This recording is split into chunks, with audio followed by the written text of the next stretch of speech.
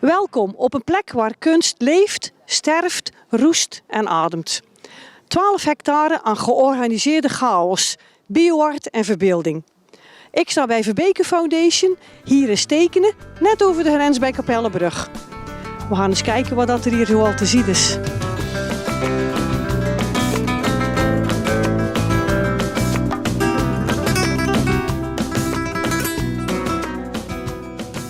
Meneer Verbeke. Nee, dat is niet goed. Geert. Geert. Geert. Nou, dank u wel dat we hier vandaag mogen zijn in uw museum, bedrijf.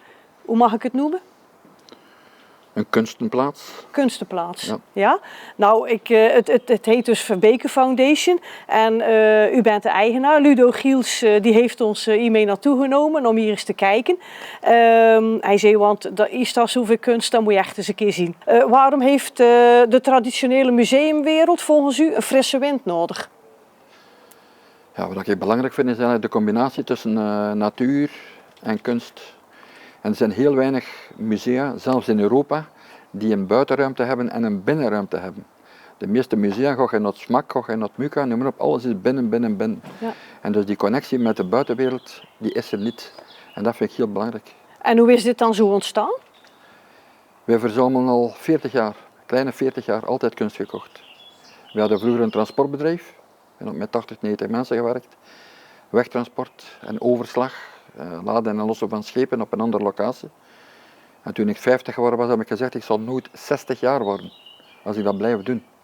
Iedere morgen om 5:30 weg, s'avonds thuiskomen om 8 uur, 9 uur, dat houdt je niet vol. Toen heb ik gezegd, ik doe alles weg en ik ga mij toeleggen op kunst. Ja, en hoeveel jaar ben u hiermee bezig? Volgend jaar bestaan we 20 jaar. 20, ja. En had u het idee dat u hier toen begon, dat zo een beetje zo groot werd? Hè? Want ik geloof dat dat die 12 hectare is. Het is 12,5 hectare, maar ja, het is van in het begin 12,5 hectare geweest, maar de ruimte kan niet uitbreiden, maar inwendig begint het altijd te groeien en te veranderen en te verbeteren. Ja. Voilà.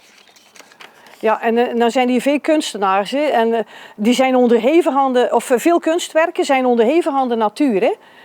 En die verhaal letterlijk wat de bezoeker bijstaat. Wat is nou de schoonheid van kunst die niet voor de eeuwigheid gemaakt is? Ja, niets en niemand is voor de eeuwigheid gemaakt. Hè. Wij ook niet. Hè. Dus kunst ook niet. Het is ook zo dat sommige kunstenaars het gewoon niet willen. Hè. We hebben bijvoorbeeld die paarden, die zijn nu 26 jaar oud, in plastiline gemaakt. Die kunstenaar, die vergaan, want hij is 25 jaar oud, maar die wil die gewoon ook niet herstellen.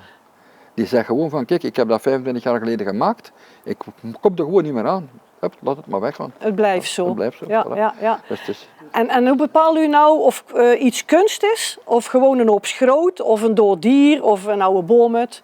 Ja. Hoe bepaal je dat nou? Hoe bepaal je dat? Ja. Alles is kunst voor u. Ja, dat is de ene kant wel, ja, maar ik zeg altijd, voordat je begint te verzamelen, moet je eerst boeken lezen. En kijken, misschien 30, 40 boeken lezen en kijken wat is er gebeurd in de kunstgeschiedenis, in België bijvoorbeeld. En dan kun je zien van, wie is daarmee bezig, want je zegt wel van, het is groot, maar die kunstenaar is wel met iets anders bezig dan alleen met schroot te maken. Die maakt van dat schroot een nieuw werk. En die maakt niet één keer dat werk, die maakt een continu proces. En die maakt een oeuvre, zoals men dat noemt. Je zou zeggen, want dat kan met een kleine ook, of ik kan dat ook. Geen probleem, God is je een keer doen. Oké, dat kan. Maar je gaat geen oeuvre maken van 20, 30, 40 jaar. Ja. Dat is het verschil. Oké. En wat is nou het meest imposante kunstwerk wat hier op terrein staat? Wat vindt u daar zelf van? Toen kunnen we even langs gaan. Die werken van Volte nu, die zijn er nog maar een week. Dat is net toegekomen. Maar daarvoor hebben we ook een stelling, die stond in een kerk in Gent. De Baudelotkerk. En in de Baudelotkerk stond een stelling om de spanten te stutten. Ja. Het werk was gemaakt, de restauratie was klaar, we hebben de stelling afgebroken, naar hier gebracht, opnieuw opgebouwd. De omtrek van de kerk in beton daar rond gedaan. En in de stelling zijn 100 bomen geplant. En die bomen die groeien naar de hemel. Dus dat is een prachtig werk. En dat is ook weer een werk dat staat buiten. Ten eerste, dat is in lente, zomer, herfst, winter altijd anders. Als je een bronzen beeld zet bij manier van spreken, dat is altijd hetzelfde. Ja, dat klopt, ja. Maar nou is die foundation, die is gevestigd hier in een voormalige loods, begrijp ik, van transport. Ja. En Maar in hoeverre ademt deze plek dan uw eigen ondernemersverleden uit? Ah, dat ziet je zo, hè. Als je hier op de Hof komt, al die grote, ik heb altijd transport gedaan, Ja. grote werken, containers, we hebben duizenden containers gelost, gestript, gestuft. Ja, dat is ons leven geweest en dat zit hier ook. Ja. En de Verbeke Foundation is eigenlijk nooit af, hè? Dat is nooit af, nee. Voor jouzelf ook niet? Nee, Nee. nee. Nee. Dat kan nooit af zijn. Als je Natuur is ook nooit af. Nee. Als je nou morgen een onbeperkt budget zou krijgen, hè? Ja. Wat voor bouwwerk zou je dan nog willen hebben? Goh, dat is een goede vraag. Er is nog veel aanbod dat ik graag dikwijls op de veiling zou willen kopen, maar dat ik niet genoeg geld heb. Trouwens, ik heb het nog niet gezegd, maar we hebben totaal geen enkele subsidie. Als je ziet wat het MUGA krijgt 8 miljoen per jaar. Per jaar. En het is allemaal met eigen middelen, eigen geld, eigen werk. Want u ziet er echt als een werkmens Maar zeg ik de werkmens ook, hè. Ja. En dat is juist de kracht, dat je kunt vlot inspelen op iets, dat je snel beslissingen kunt nemen, dat je niet naar een raad van bestuur moet gaan, enzovoort. Maar moest je iets meer middelen krijgen, dat zou uiteraard wel gekomen zijn. Ja. Maar ik wil ook niet afhankelijk zijn van anderen. Ja, wil ik niet. Nee. En zeker niet van de overheid. Nee, het is hier echt dan de bezoekers komen en dat daar de middelen vandaan komen, van de entree. Bezoekers, entree, Ja. maar het voornaamste is eigenlijk de evenement. Ja.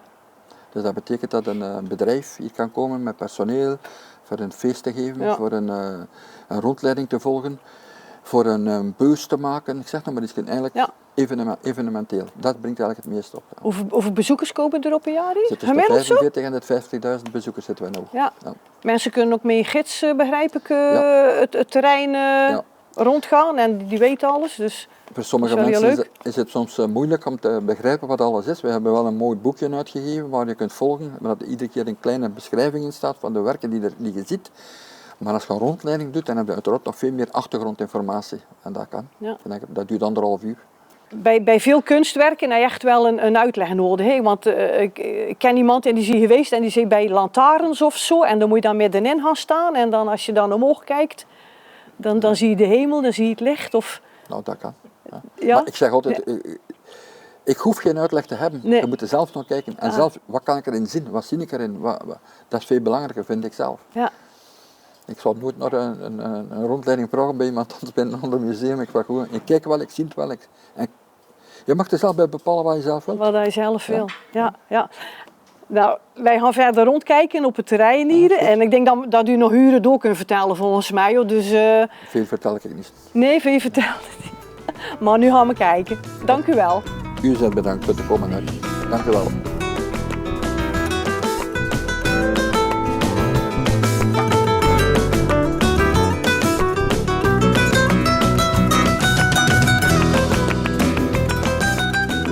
Pylonen, elektriciteitspylonen, die zijn 70, 75 meter hoog. Die ziet je in het landschap altijd staan, rechtstaand. Wat heeft hij gedaan? Heeft hij platgelegd. En een tweede pyloon heeft hij er dwars opgelegd. Hij heeft een kruis gemaakt met die twee stukken.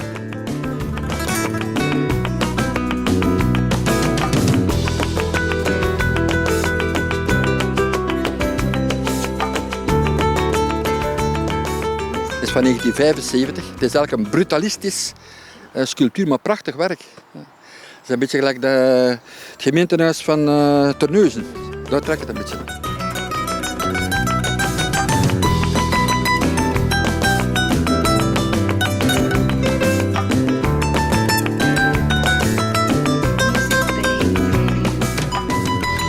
En dit wit gesteenten, of hoe mag ik het noemen?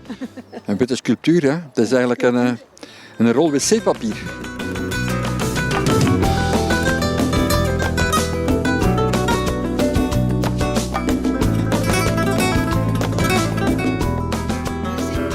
Het is de grootste helikopter ter wereld. Het was eigenlijk van een Belgische firma die zo 3 toestellen had. Die zijn in faling gegaan. Een collega, transporteur van mij, die heeft die in retentierecht naar zich kunnen nemen. En ik heb er één van overgenomen.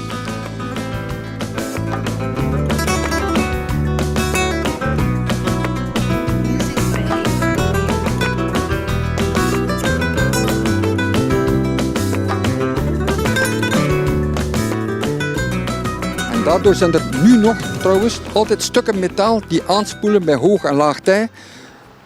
komen de stukken weg. En Ludo heeft daar een sculptuur mee gemaakt.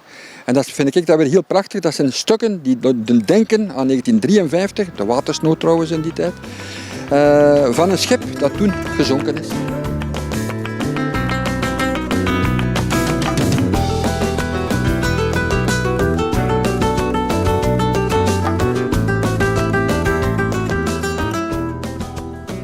De Verbeke Foundation is nooit af. En na het gesprek met Geert Verbeke begrijp ik perfect waarom.